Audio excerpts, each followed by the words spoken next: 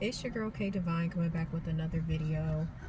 I want to talk about betrayal. It's been heavy on my mind lately because I feel like a lot of people are going through betrayals, or they've been through betrayals, and some people are having a hard time reckoning with them because it's hard to understand at times. And first, I want to tell you that if you were betrayed by someone, you did not deserve that, whatever they did to you, and I'm sorry that it happened to you. But two, don't try not to take a lot of those things personally. You got to understand that that's the spirit within those people, and they didn't deserve you. They couldn't handle who you are, who you're becoming, and rejection is protection. Okay? Rejection is protection. So, why do people betray you? Honestly, most people betray you because they never liked you in the first place.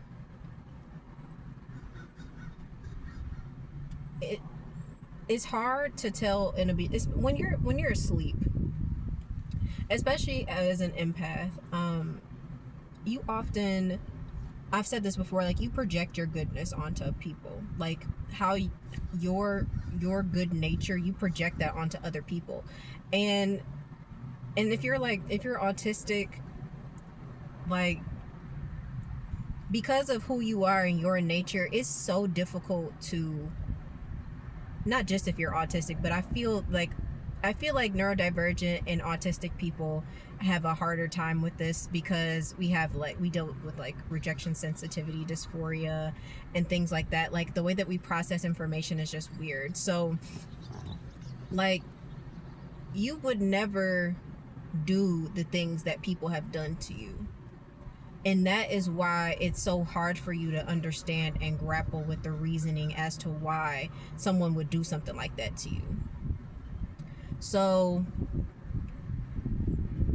that's, and I know, because I've been in situations, I've been that girl. Like, I remember when my quote unquote best friend, when she betrayed me and like left me for dead when I got pregnant. I've talked about it for months, like, because I just could not understand it. I was like, she just stopped talking to me. Like, she just randomly she wasn't excited for me. She didn't congratulate me. That girl told me straight up, like, I'm not gonna remember that you're pregnant until you make a bigger announcement. Like, it did not care. She did not care. She did not give a damn about me having a baby. And partially it was because she was jealous, because just like, maybe I want to say, like, maybe not quite a year, but just about a year before I got pregnant, she was going through some ish with her ex-fiance, and he had a baby with some other person, and she was like taking it on and saying like, well, I would have had a baby for him if that's what he wanted. And I'm like, girl, that's not what that man wanted. He never, like, he didn't want you, and he really didn't want kids, like, but she needed to go deal with her own shit. And instead of her being happy for me, she just decided that she didn't want to be cool with me no more, and that was her business. And I just could not reckon with it. I was like, man, why did this girl, like, why did she do this to me? Like, we had, like, and I mean, prior to this, like, we had spent the majority of our days together. If we weren't together, we were on the phone, and we also worked together. Like, I was the manager at our job on second shift at the time, and she was my team lead for a while before she went to a different department. So, it's just like, we were together. Like, that was my A1. And I'm like, why? And it's like, but then once you step back from the relationship and you really start looking at it, there have always been signs of those people not liking you. Those people never really liked you, because my other best friend, my male best friend slash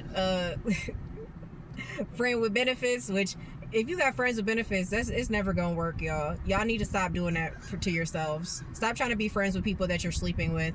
And I honestly don't promote casual sex, because there's a lot of spiritual interference with that, and I'll do a whole different video on that later. But, like, stop doing the friends with benefits. It's not beneficial for either one of you. There's always feelings that get involved, and it's not worth it for either one. But when he betrayed me, like he was working against me at our job. Like he didn't, again, these are people that I work with as well. Don't be friends with your coworkers.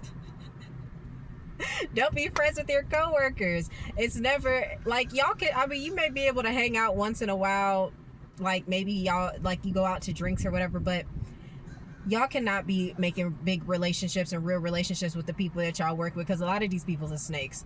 And that's just what it is. Because I have not had not a single, none of the jobs I ever worked at, to this day I am not friends with anybody.